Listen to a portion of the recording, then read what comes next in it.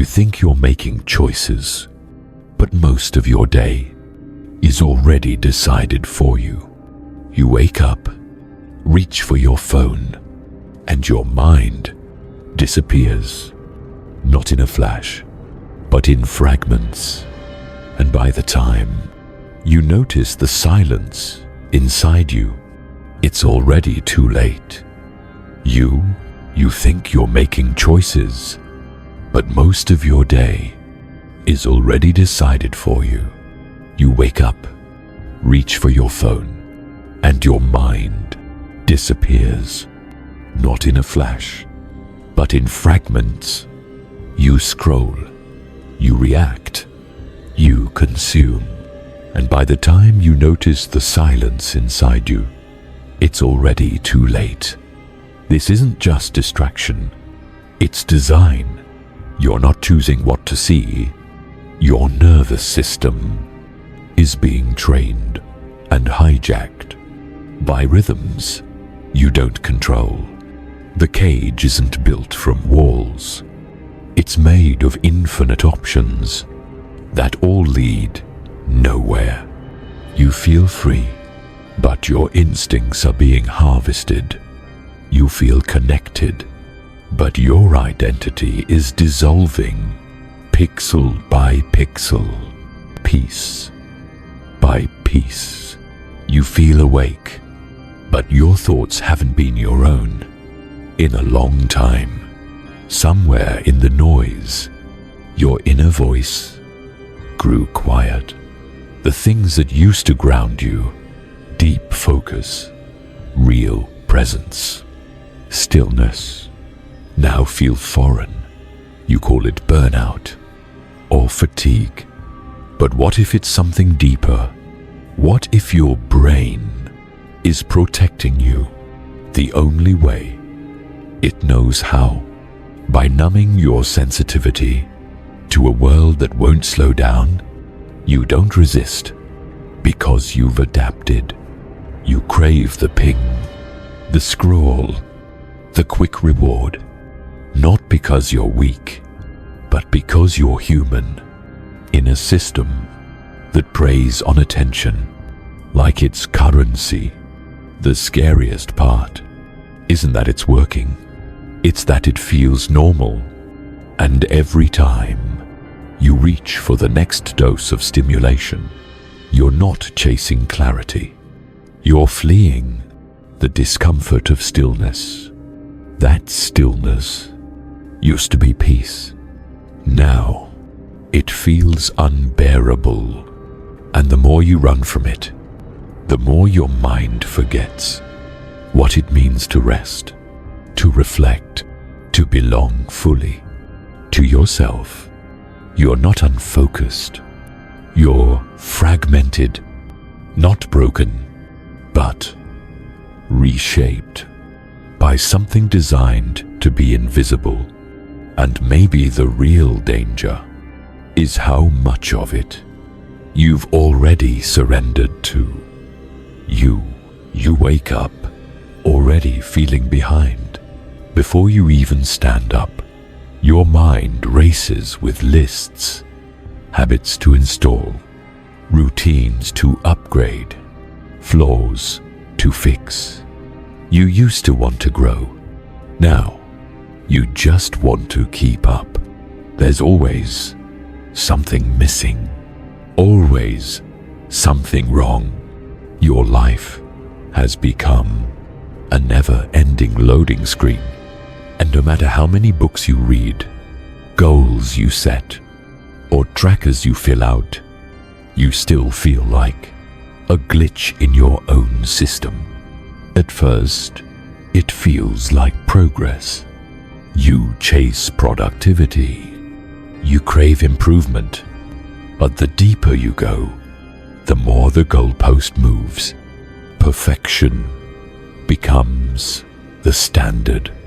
And when you fail to meet it, you don't just feel unproductive. You feel unworthy, because the message is clear. If you're not improving, you're falling behind. If you're not upgrading, you're broken. Growth became survival. And now, rest feels like guilt. Stillness feels like decay. This isn't who you are. It's who you were trained to be, quietly programmed to believe your worth lives in output, and that rest is a threat, that even your healing should be optimized, timed, and measured. So you track your sleep, schedule your joy, gamify your peace, until nothing feels real unless it's recorded, scored, or improved upon. But you can't measure a soul. You can't optimize your way into feeling whole. And slowly, without noticing, you lose the part of you that existed before the grind. The soft part, the curious part, the one that didn't need to prove anything, to deserve peace. You're not healing. You're upgrading. You're not becoming yourself. You're escaping yourself in the name of improvement. You don't need another app, another planner, another routine.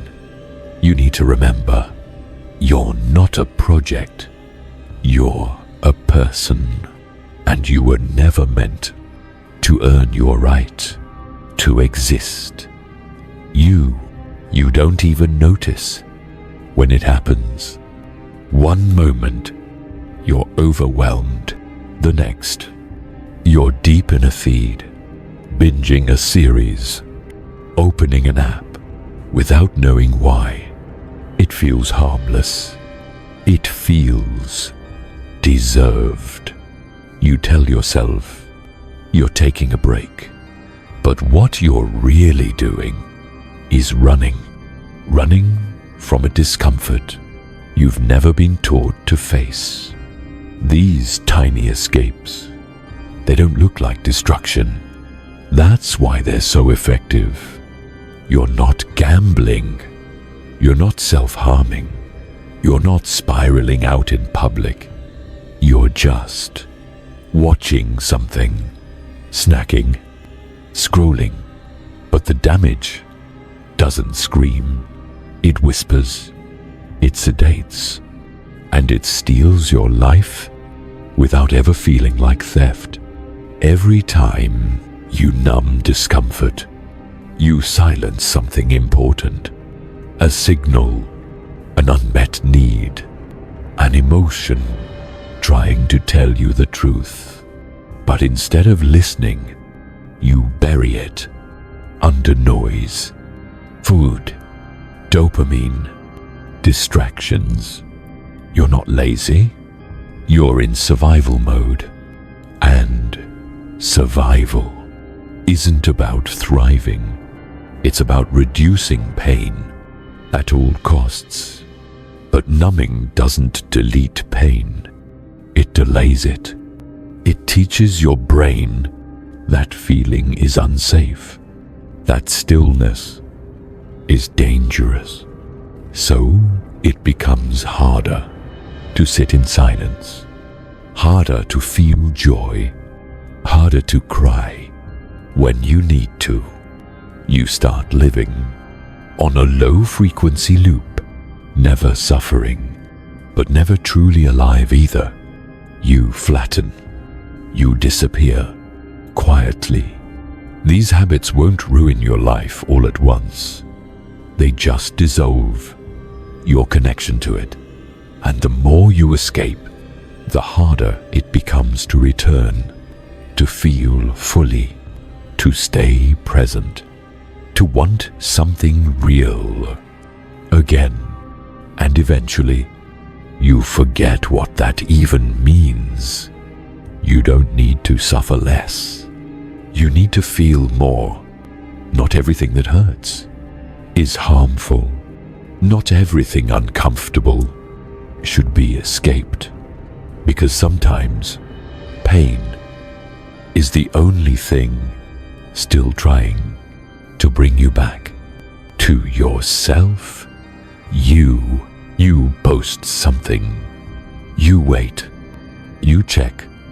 Again and again and again. You say it's just curiosity, just habit.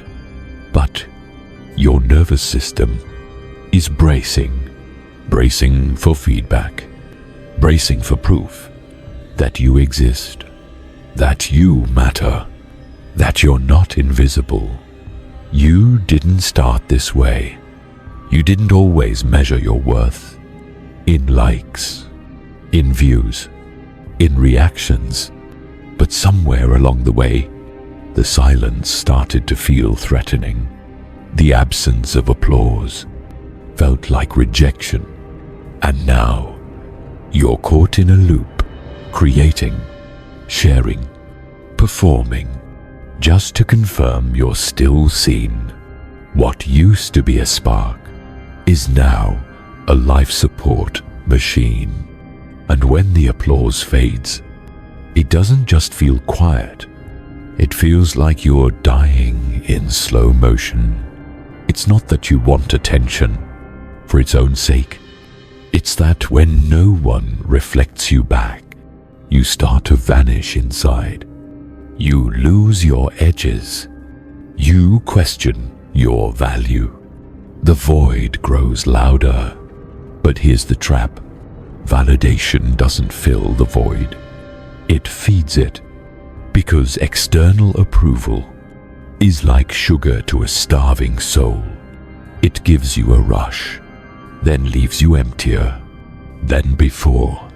And so, you chase again, perform again. You shape yourself into whatever gets the click, the clap, the nod. You trade authenticity for approval, and it works until you don't recognize the self behind the mask. This isn't your fault. You were raised in a mirror maze, trained to equate being seen with being worthy.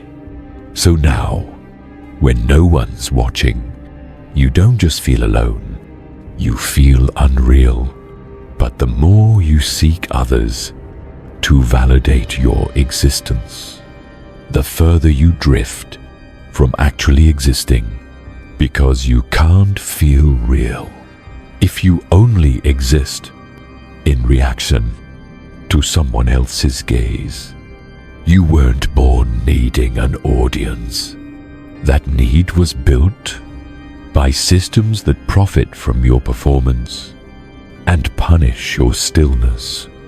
But the self you're trying to prove already exists. It's not missing, it's just buried under the noise of trying to be enough.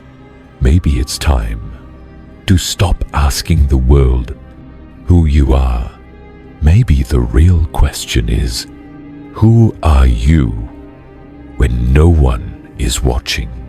You tell yourself you're just being productive, focused, driven, but deep down, something feels off. Because even when you're getting things done, you're not getting anywhere. You're always moving, always working, but you never actually arrive. Because the motion isn't about achievement, it's about escape. You fill every hour with noise, meetings, tasks, errands, tabs you don't remember opening, projects you don't even care about. You say yes to everything. You stay busy, not because you love it, but because you're terrified of what happens when things finally get quiet.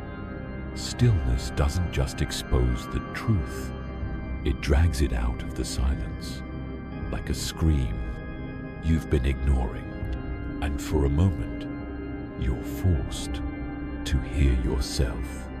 It says, you don't know who you are without your schedule, You don't know how to exist unless you're needed.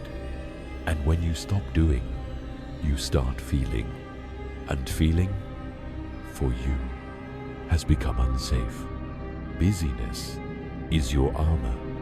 It keeps your hands full, so your heart stays numb. It makes you look functional, while your soul starves quietly underneath. It earns you praise while hiding your emptiness in plain sight. No one questions the hustler. No one notices the burnout hiding inside the over to you. You tell yourself you're just thinking it through, being smart, careful. But if you really pay attention, the thinking never ends. It loops, it spirals. You're not solving anything. You're circling something you're too afraid to touch. You go over every detail, again and again, hoping that clarity will show up if you just think hard enough. But you're not reaching answers. You're avoiding something deeper. Because as long as you stay in your head, you don't have to drop into your chest and feel what's waiting there. Overthinking looks safe.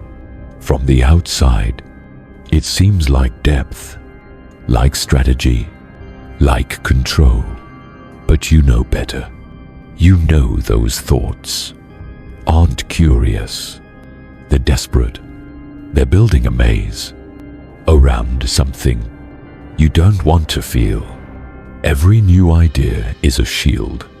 Every reframe is a delay. Because deep down, something's clawing to be felt. Something raw, loud, unpredictable. And your mind, your beautiful, overworked mind, thinks it's saving you. So it throws distractions, questions, mental puzzles, because the chaos in your body feels too big to hold. So you hide in your thoughts, trying to manage the storm without ever feeling the rain. But here's the cost. You start losing touch with your own life. You can't cry in a thought. You can't heal in a theory. You can't grieve through analysis.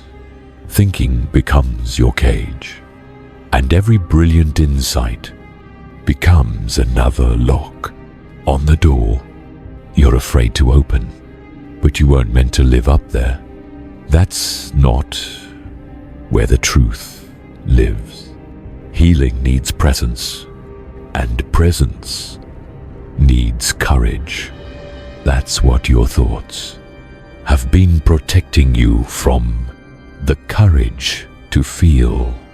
So ask yourself, what's the emotion you've been afraid would destroy you if you ever let it rise? And what if the freedom you've been chasing was never in the answer, but in finally being still enough to feel the question? You keep everything in place. Schedules, plans, rules. You double check, over prepare. Try to predict every outcome, not because you love control, but because you fear collapse. You cling to control like it's protection. But what if it's the thing quietly draining your life? Somewhere deep down, you've come to believe if you just hold everything tight enough, nothing will fall apart. If you're careful enough, nothing will hurt. If you're prepared enough, you won't feel powerless again. But here's the truth you avoid. Your obsession with control didn't come from strength. It came from trauma. It came from a moment when life spun out and you had no say. So now, you create a cage, disguised as order. You don't feel free, you just feel less anxious. And you've mistaken that numbness for peace. You've built routines, rituals, systems, but you're tired, always tired, because control is a job with no days off. It never ends. You're always scanning, always bracing. You try to predict people, emotions, outcomes, because unpredictability feels like danger. But the world doesn't care about your plans. People don't follow your script. Life doesn't warn you before it changes. And no matter how tightly you hold it, some things will still slip through. So when the plan fails, you blame yourself. You tighten the grip. You call it discipline. You call it resilience. But it's just fear wearing a name tag. The more you try to control, the less alive you feel. You avoid risk. You avoid chaos. You avoid love. Because control demands distance. And what's the point of feeling safe if you feel nothing at all? So ask yourself, what are you really protecting?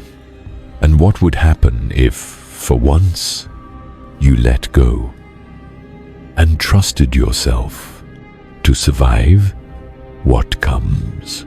You say you're healing, that you're taking space, setting boundaries, learning to love yourself.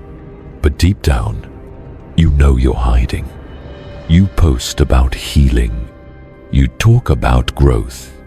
But when was the last time you sat alone, in silence, with no distraction, and let the pain speak? Healing isn't a morning routine. It isn't a journal or a candle. It isn't blocking someone and calling it closure. Healing is violent, disorienting. It drags things out of you you swore you'd never to look at again. It makes you cry over memories you thought you buried. It shatters the lies you built to survive. But most people don't want that kind of healing. They want the kind that looks good, that earns applause, that feels like progress, but costs nothing. So they stay in the loop, reading books, doing shadow work, talking about vibes and boundaries, but never touching the raw nerve that actually hurts. Because real healing asks for blood. It demands discomfort. It doesn't care how aware you are. It cares how honest you're willing to be. When no one's watching, it doesn't ask if you're ready. It just waits. Beneath the noise, beneath the identity, beneath the image, you're so busy protecting. So ask yourself, have you really been healing? Or have you just been decorating the walls of your pain so it looks less like a prison? You're always doing something. Reading, planning, cleaning, fixing, learning. You stay in motion because stillness feels dangerous. You call it discipline, growth, purpose, but somewhere deep inside, you know it's avoidance, dressed as achievement, because stillness means you'd have to feel it. The sadness, the guilt, the fear, the question you've been outrunning for years. If I stop, who am I? Without the doing, you wear your productivity like armor, tasks as proof, hustle as self-worth. You measure your day in output because you're terrified of measuring it in meaning. You've tricked yourself into thinking that as long as you're improving, you're okay. But the truth is, you're not healing, you're hiding. Busy is the most elegant form of emotional suppression. No one questions the person who looks like they're getting their life together. No one sees the loneliness under the goals, the grief behind the schedule, the anxiety inside the routine. You chase progress like it's oxygen, but what you really crave is peace. And peace doesn't come from doing more. It comes from doing less, and finally, listening to the parts of you that whisper when the noise fades. So ask yourself, when you say, "I've been working on myself," are you really working on yourself, or just working hard enough to avoid meeting the self who's been hurting this whole time? You meet someone, and suddenly it feels electric. The rush, the obsession, the constant thinking, the deep conversations, the long nights. You call it connection, chemistry, destiny. But what if it's none of those things? What if the chaos feels familiar? Not because it's right, but because it matches the storm you grew up with. We confuse intensity with intimacy because calm feels foreign, stillness feels boring, stability feels suspicious. So we chase the high of emotional roller coasters, believing that must be what love is supposed to feel like. But real intimacy, it isn't loud. It doesn't beg for attention. It doesn't feel like fire. It feels like peace. It doesn't perform. It doesn't test. It doesn't hide. It just shows up quietly, consistently, without games, without extremes.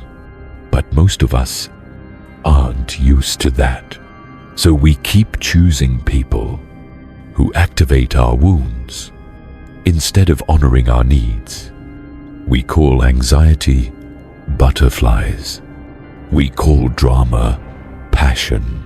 We call emotional unavailability mystery. And we tell ourselves, this must be love. It hurts so good. But love that hurts isn't love. It's reenactment.